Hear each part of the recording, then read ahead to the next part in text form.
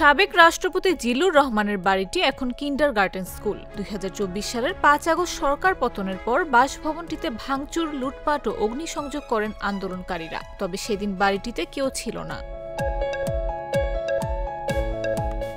৫ আগস্টের পর জিল্লুর রহমানের একমাত্র ছেলে নাজমুল হাসান পাপনেরও কোনো খোঁজ পাওয়া যায়নি। অনেকের ধারণা পাপন সপরিবারে বিদেশে পালিয়ে গেছেন। ৫ আগস্টের পর থেকে প্রায় ১ বছর পরিত্যক্ত অবস্থায় ছিল বাড়িটি। কেউ ওই বাড়িতে যায়নি বা সংস্কার করেনি। বাসার প্রধান গেটটি তালাবদ্ধ থাকত। অনেক উৎসুক মানুষ বাড়ির বাইরে থেকে পরিত্যক্ত বাড়িটি দেখত।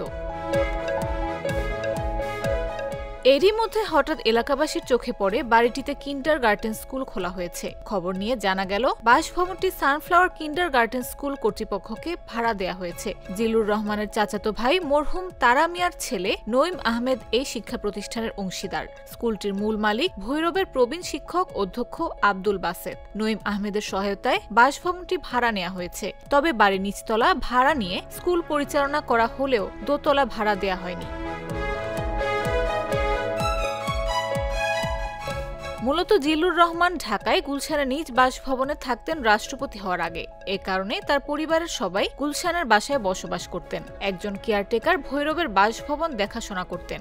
বাড়িটি আইভি ভবন নামে পরিচিত। জিল্লুর রহমানের মরহুম স্ত্রী আইভি রহমানের স্মৃতিস্বরূপ এই বাসভবনের নামকরণ করা হয়। এই বিষয়ে কিন্ডারগার্টেনের মালিক অধ্যক্ষ আব্দুল বাসেতের সঙ্গে কথা বলে জানা যায়, স্কুলটি ১৯৮৭ সালে প্রতিষ্ঠিত হয় এবং ৫ আগস্টের পর বাসভবনটি মারাত্মক ক্ষতিগ্রস্ত করে দুর্বৃত্তরা।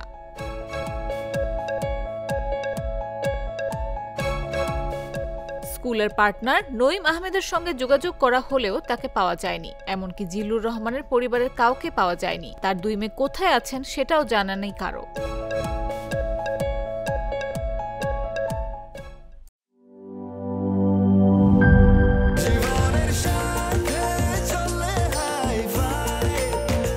স্বাস্থ্যকর অল টাইম ফ্যামিলি কেক, সব সময় অল টাইম হেলদি লাইফ।